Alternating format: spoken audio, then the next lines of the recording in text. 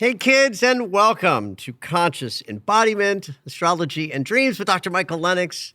It is August 28th, so we are almost done with August. This is for the week of August 28th through September 3rd. It's quite a week with both Venus and Mercury retrograde. We will break it all down for you as we do every week. But first, a question. Here's a question from Andrea that I just love. Hi, Dr. Lennox. As you may or may not remember from our one-on-ones, this is someone I've worked with, I'm working on a new internet-based business that I plan to soft launch with testers later this year and then warm launch in subsequent waves in 2024. I'd love to have a natal astrology chart for the business. Here's my question. How does one go about determining and or selecting the birth date, time, and location for a business? Thanks so much for your insight in advance. Warmly, Andrea.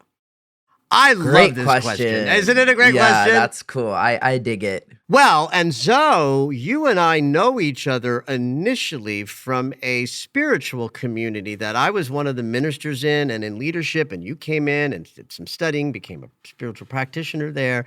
And I remember talking to the founders in the early days about the existence and the consciousness of Inspire Spiritual Community because we looked at the chart. So here's how I cast the chart for Inspire. Now, Inspire came about when two people met. Reverend Jennifer Hadley and not yet Reverend Jesse Brune met. That inspired the idea, but that wouldn't be the chart. Even when they started talking about it, that wouldn't have been the chart. Even when they sat around in Jennifer Hadley's living room on a Sunday and met for a couple of weeks in a kind of preparation, I wouldn't call that the chart. They finally found a location in February of 2014. They had their first service in that location in a February on a Sunday. Started at 11 a.m. in West Hollywood. That's the chart. That's the chart. That's the chart for Inspire. If a business has a contract or a lease agreement or something that turns it into a business by virtue of a legal document, the signing of the document becomes the chart for that business. Okay. Just like in the chart of the United States of America, we consider the signing of the Declaration of Independence the beginning of the country. And so July 4th, 1776, and some astrologers will even cast that chart for 5 p.m. Eastern time because it was believed that most of the signing happened in the latter hours of that day. So now, Andrea presents us a bit of a dilemma because there's so many sort of soft launches along the way. Well, I was about to ask you, I'm sure that within starting a business, you sign a contract for like the copyright of the name, then you sign a contract for the building, then you sign a contract to do business as, or the LLC, whatever. There's so many contracts. So it's absolutely right. There's your that's where to look. If there's some definitive signing of an agreement before and after which we could say the business sort of didn't have a possibility of existing, but now does have a possibility of existing. You know, if there was a soft launch of the website and then a major launch, if the major launch is in the future, you might declare that that becomes the chart for the business. And then you would look back at, well, what was the first behavioral moment where Andrea was putting something into the world that existed, where on a Tuesday it didn't, on a Wednesday it did, even if it was soft, that could be the birth chart of the initiatory perspective of the business, where then the hard launch in 2024 might create a new chart to work with in the future. But in terms of the now moment and coming up with a start time, and this is specifically to Andrea, if you're listening, look back in the last year and a half, where was the moment where there would be a line drawn in the sand that says, yes, now I'm doing it. Maybe it was an agreement with the person who's designing your website. Interesting. You and I talked about the podcast for weeks before we recorded our first podcast, but I wouldn't declare the business of the podcast to be a chartable thing until we did our first launch on a Sunday night at midnight. Yeah. Because that would be the entrance of the podcast into the world.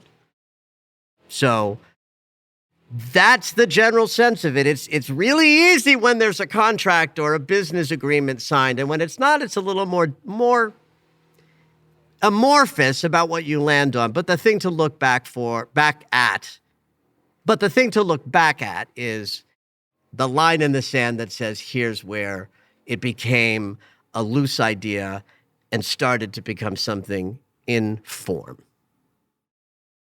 I have a follow-up question for Andrea. So, and I feel like I know the answer, but everyone asks you this about their chart and different charts for things. So then do you read the chart for the business? Like, are you going to go, oh God, like soft launching is going to be fine, but oh no, I can't hard launch that month. Like I need to hard launch a different month or something. Well, yeah, like, I'm going to tank in 6 months. Like, how do you go about how would you that? use it? Right. Or do you use it, period? I think that, I'll use the Inspire Spiritual Community as a template because I did do this with the chart for Inspire. So we looked at it in two ways. One way was just looking at the chart and what it expressed about the business of the spiritual center. So I didn't come into the spiritual center until August, like 6-8 months after it was formed. And then I don't think I looked at the chart for another bunch of months until my relationship with the community was established, that I had stepped into some leadership.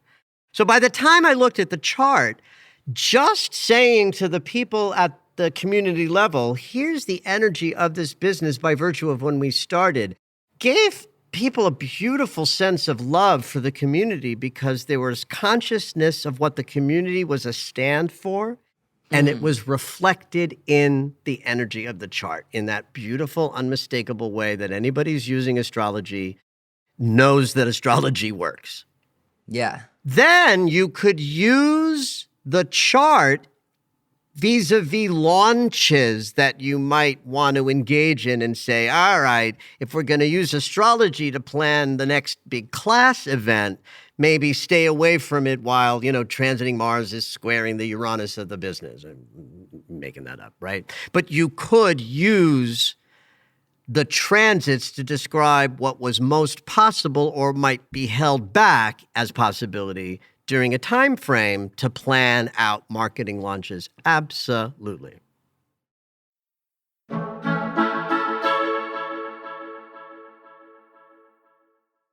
All right, it's an intense week, kids. No doubt it. We got a full moon right in the middle of the week. We've got one of Mercury retrograde's intense transits hitting on Wednesday. And we literally start the week with not only Mercury and Venus both retrograde, but Venus hits her station at 12 degrees Leo today, which means she ain't moving for about 10 days. Let's break it down. So Mercury's been retrograde for about 5 days now. So we're fully in that cycle, right? He's moving a little bit faster than he was when he first turned around. So we're a little bit out of the woods of communication being extra challenging because he's not moving at all, but he's backward, in the sky. So communication is clunky in the typical way that Mercury retrogrades bring. And certainly Mercury retrograde in his own sign of Virgo tends to make anything shenanigan-y in the Mercury domain a little bit more intense. But having both the planet of our thinking and perception and the planet of our emotional body, intimacy, and our relationship to finances retrograde at the same time, there's a shit show in that's just all in of its own. Like this happened in the last Venus retrograde cycle, where both Venus and Mercury went retrograde similar time frames. So we were going through that at the beginning of 2022 in Capricorn. So it's not that rare for a Venus and Mercury retrograde to overlap, but this is the week when they're both fully engaged in that. So while this is something I might have been speaking into in the weeks past, this is the week where it's so. So emotions are confusing when Venus is retrograde. We just have to allow things to unfold without trying to make too much sense of them, because we want to gather the wisdom from our emotional body without using our minds to figure out what we think is going on. That's not a good idea in a Venus retrograde. We just want to let the feelings come and sort of follow them as emotional breadcrumbs to sort of figure out the patterns in our emotional life that are being reworked.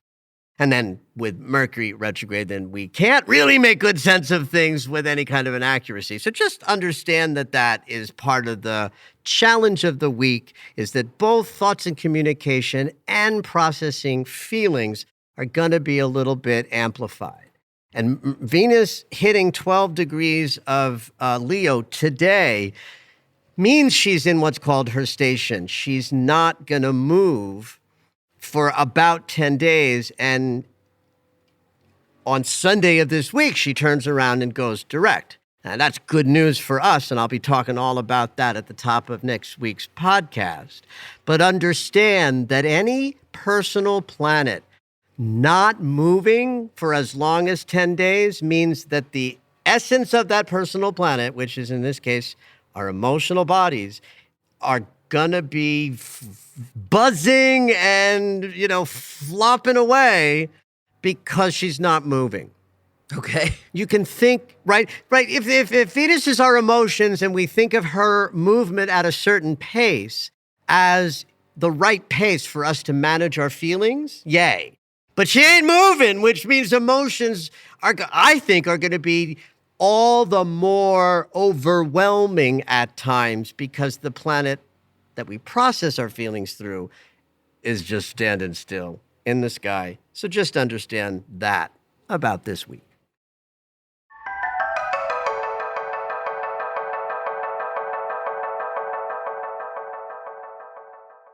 At the heart of this Mercury retrograde cycle is a healing.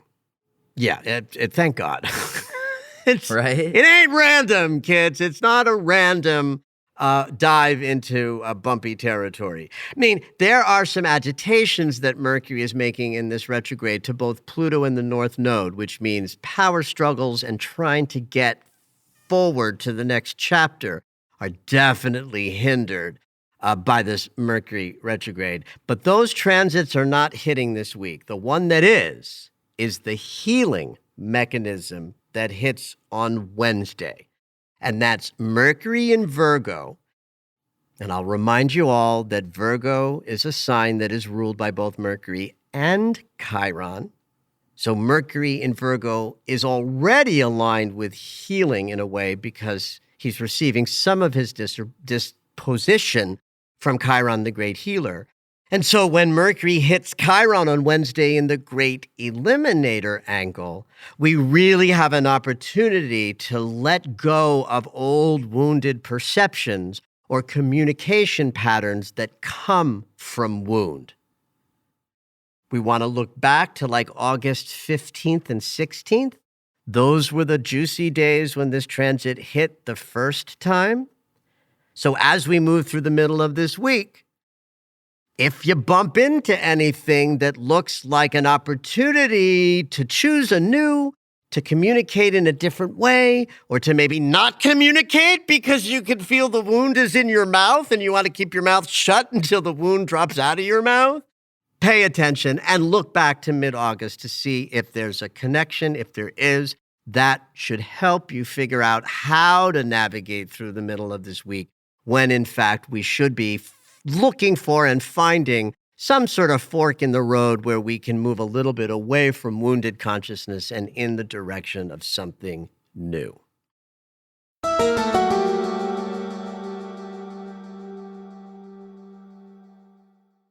I love the Pisces moon and the Virgo moon.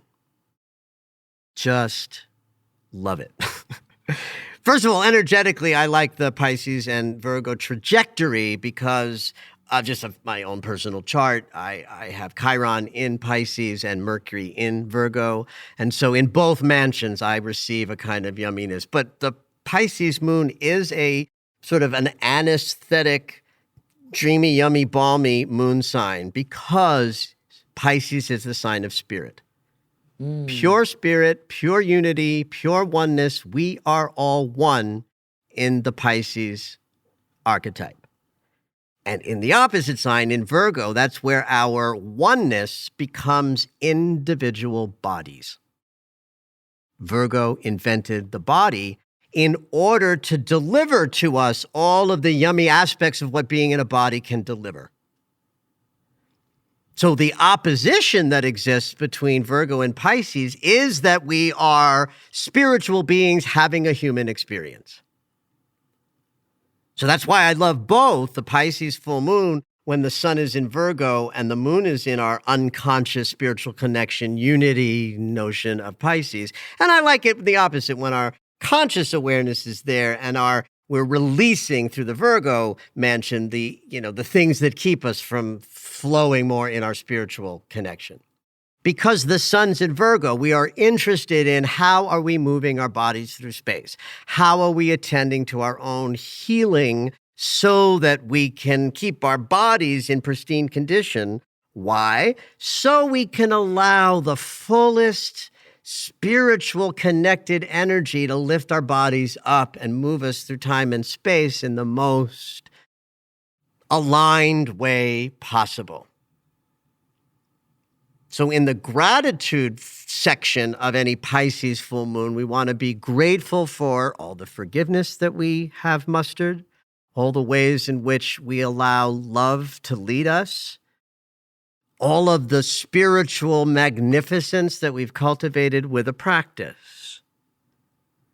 And of course, then what we want to let go of in a Pisces full moon is all of the shadow of Pisces, like confusion, uncertainty, lack of a body, feeling disembodied, feeling at sea in a world that is so chaotic and demanding that we get overwhelmed with the bigness of it all. That's a Pisces consciousness as well, because that unity thing that Pisces invents also means the world that we're moving through. Us moving through the world as individuals is a Virgo thing, and the world as a collective is the Pisces archetype in action. So you want to be thinking about ways in which not stepping up into action is a problem for you. Pisces, kind of invented like non-movement because it's the land of the void. Pisces invented the world of dreams. So what we want to celebrate in the Pisces consciousness is our own inner dreams and how both our literal dreams at night when we're sleeping, but the dreams that we hold for what we want our lives to be, that's a positive Piscean sense of dreaminess. But if you're falling asleep at the wheel about what you've decided you want your life to include and you're not finding the wherewithal to get up and take some action, that can be the shadow of Pisces in the direction of feeling overwhelmed, feeling at sea, and unable to meet life on life's terms. We release all of that stuff in a Pisces full moon. And the fact that the moon is just 4 degrees away from Saturn in Pisces makes this full moon not only a little more intense and amplified, but it makes it kind of important. The great teacher is in the room, and he's saying to us, what delusions do you have to let go of in order to be really effective in the world? You know, I'm reminded of this idea of manifestation teachers teaching people that they can have anything that they want if they just, take their course. If they say it. Yeah, right. If they say it. Which is just such nonsense. Take their course. Right. Well, the truth is you can't have anything you want just because you want it and you say some prayers and do a little ritual and pray at the new moon. Yeah. You cannot have something that you don't have the talent to generate. You don't have something you don't have the deserving to attract, keep, and hold. And those delusions live in Pisces. Pisces offers us the ability to think, I can have anything I want, so I'm working on $1 million. And it's like, well, you might have $1 million, but I like to say, even the best magician can't pull a rabbit out of the hat if the rabbit isn't already in the hat. Mm-hmm. And if you don't have the consciousness of abundance at the level of $1 million, you ain't never going to pull it out of that hat. Yeah. So this is a good full moon to just sort of get right-sized with what's really possible and so based on your capabilities, what you're looking to create, and just letting go of whether that's through delusion or not feeling adequate to the task. This is a full moon to let go of anything that is inhibiting you from embodying, in a Virgo sense, all of the consciousness of your desired creations. I'll add one last little thing about this full moon, is that Wednesday, the day of the full moon, sort of right there in the early evening hours, Pacific time, is the day that Mercury will in conjunct Chiron. That's an eliminator angle. That's our perceptions, Mercury, letting go in conjunct or 150-degree angle, wounded consciousness that used to be our perceptions. So that Mercury transit built inside of a full moon where the sun is in Mercury's sign adds a dimension of healing to this full moon that I think is deep and rich. It is connected, however, to retrograde cycles, which means it might not be obvious until Mercury plays his whole trip out what's being released. Because remember, this transit for Mercury this week also harkens back to mid-August and will wrap up yet again in later September when Mercury's passing by this way a third and final time. So the setup is juicy and rich for really offloading old wounded perceptions and stepping up into a higher way of viewing your life. But it might take a couple of weeks and months to play out before we are fully aware of what we have let go of.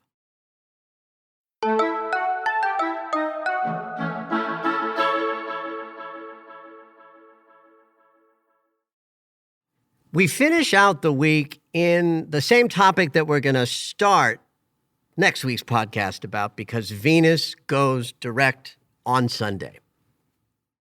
And huzzah to that. I've had I won't call this a rough Venus retrograde cycle. It was a very intense one because I have Venus in Leo and at 28 degrees, which is where she started. So, but I've been paying, attention to what I'm hearing in, social media posts and my clients and my friends. And this has been a juicy, juicy retrograde cycle. She's been backwards since July 23rd. She turns around on Sunday and goes direct, and that's over. We'll talk about this again at length next week, but just understand that when we get into next week, we are in territory where the emotional body will be back facing direct, though it'll take a little while to get moving because, she ain't leaving 12 degrees of Leo until something like September 10th, right? So she turns around Sunday, she'll stand still for like another week. So we're not out of the woods of the kind of emotional challenges that this retrograde has brought us, but that's a next week thing. Just understand that this is the last week of Venus's retrograde, and when she turns around, we'll be starting the process of wrapping it up and putting it all together, and that will be the topic of next week's podcast. Tune in next week for more on that, and in the meantime, kids, have at it.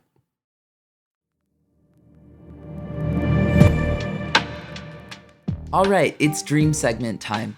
Every week, Dr. Michael will interpret dreams that are sent in via email or take a live caller.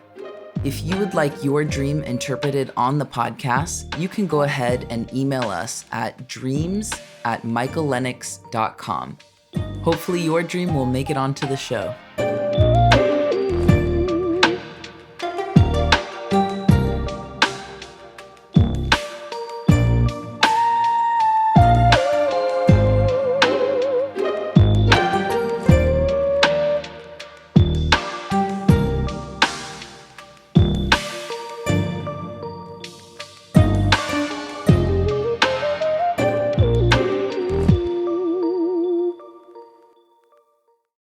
Today we have a call-in dreamer. Angela's calling in from Canada. Hey, Angela, what you dreaming? Hi, guys. Thanks so much for taking my call. Okay, so a little back context to this dream. About a week previous, my daughter and I had moved out of our family home due to my husband and I separating. Very amicable separation. We're great friends still, so it's really positive. So this morning, or when I woke up from this dream, the dream had I had been walking around our old neighborhood where our family home used to be. And I was walking around with two other people. I'm not sure who they were, their faces. One seemed very feminine, one seemed very masculine, but we were all very, very friendly. It's like I had known them for a very long time. As we rounded this one corner, we had noticed that where houses used to stand, the houses were completely demolished. There was no house there anymore. And where the house used to stand, there was large excavation. Like it had been completely like a huge hole in the ground, like a house size hole in the ground. Got it. Where you could see deep inside and it was just earth. So there were about 3 houses kitty corner to each other, like zigzagged across a street like this. The last one that we had to like cross to get over to the other street to walk away from this, it was completely flooded by water. It was like mucky, soft mud that you would kind of get trapped in as you walked through. Is that one of the houses was flooded? Yeah. Okay, so one of the houses across the street in this zigzaggy format where you were seeing different excavations, one of them was flooded. Absolutely. Okay, got it. Thank you. We had to cross the bridge across this to get out of this area because it didn't seem very safe to walk through there. So we walked across this makeshift bridge. And as we rounded the corner, it was about evening time, we noticed this huge light behind us. So we turned and faced, and it was the moon. Huh. It was huge. It was huge in the sky, and it seemed to like grow in size, but towards us. It was wild. Wow. And then the moon and I somehow could telepathically communicate to the point where it was very friendly and cheeky. Like it would, I would say something and it would respond cheekily, but throw me what I call like a moon ball. It was like the consistency of Jell-O, and it would bounce, but it was not sticky or anything. It was like the size of a dodgeball. The first one that it threw me, it turned red, and I had looked at it and noticed that it obviously belonged to this person that I was walking with. And then I said something like, "Oh, that's the way we're going to do this." And then it threw me another one. The next one was purple, and I threw it to the other person. The last one that it threw was white, and it was obviously for me. We had turned, looked at each other, and we're like, "What is this?" And then we turned back, and I woke up. Oh, my Lord. I love this dream. So yeah, go ahead. I woke up and it was August 1st. So that would have been our, like, I believe it was the new moon in Aquarius as well. Yeah. I'm not sure if that has any context Well, to it. Sure. We're not separate from the world around us, and our dreams, blend all that shit together. Just curious, out of a distinction about the balls you gave away, to one and then the other. Do you recall which sort of character received which color, the feminine or masculine one? Did you have that clarity? I didn't. Okay, that's right. Oh, golly, where do we start with this? Well, first of all, amicable or not, a separation is a major, major transformation, right? Absolutely. I just had one little sort of plot line clarification. You crossed this makeshift bridge. Was that in between the excavated houses and the flooded house, or was that after the flooded house? In the storyline, bridge, flooded house, moon? Flooded house over to the next street to the moon. So flooded house, We were like, bridge, moon. yes. So Yeah. excavated house, ziggy zaggy, flooded house, bridge, moon. Yes. Okay, because it counts. The order, the Absolutely. storyline counts because it is about transitions. Bridges are about transitions.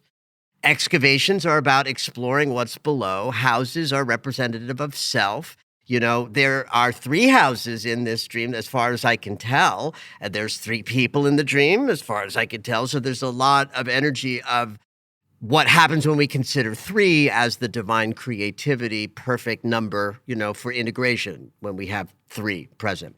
So let's just sort of inch our way through the dream. Walking around your old neighborhood is like to consider the life you just left, right? That's easy breezy.